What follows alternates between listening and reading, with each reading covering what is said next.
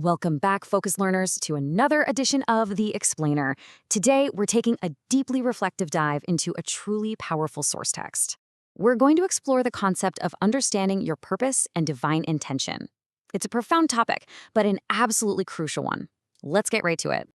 Okay, let's dive into this. Have you ever felt like your life just has no purpose, or wondered why you're even here? It's a heavy, universal, existential doubt that almost everyone faces at some point, right? The text we're looking at today doesn't shy away from this at all. In fact, it uses this exact feeling of purposelessness as the starting block for its entire message. Which brings us to our first major theme, designed with divine intention. The source text provides a clear, foundational answer to that feeling of purposelessness we just talked about.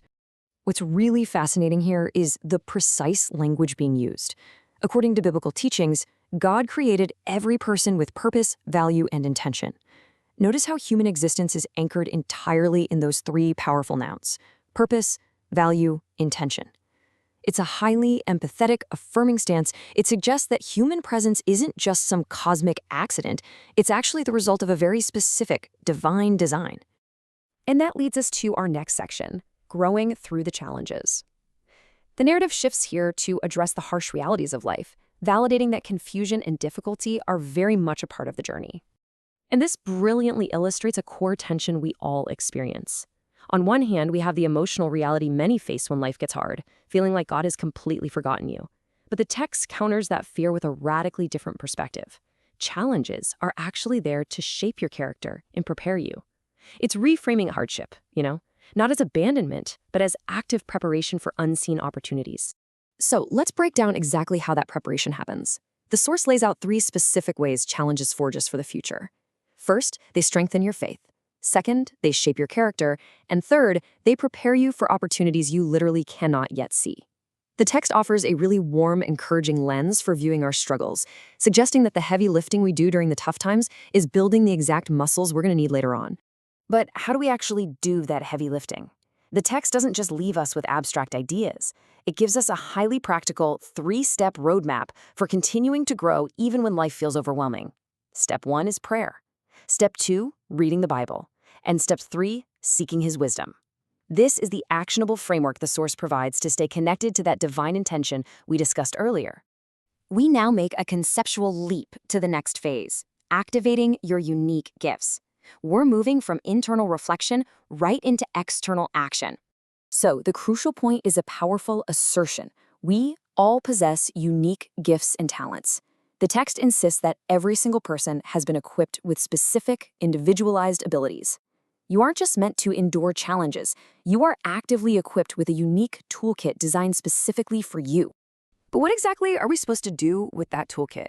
Well, the source text gives us a clear directive. When it comes to using our unique talents for others, our calling is made up of 4 equal, essential parts: love, kindness, integrity, service. These 4 specific traits make up the entire whole of how we're meant to deploy our gifts in the world. It's not just about what you can do, it's about the character with which you do it. Finally, we step into our last theme, an unwritten future. We're looking forward now, and the energy here is incredibly uplifting. The source text draws a massive, definitive line between 2 distinct concepts. On one side, your current circumstances, and on the other, your ultimate future. It insists with absolute conviction that your present struggles completely do not define what is coming next. Where you are right now, that is definitely not your final destination. And that brings us to this profoundly reassuring statement from the text. Your story is still being written. Just take a second to let that sink in.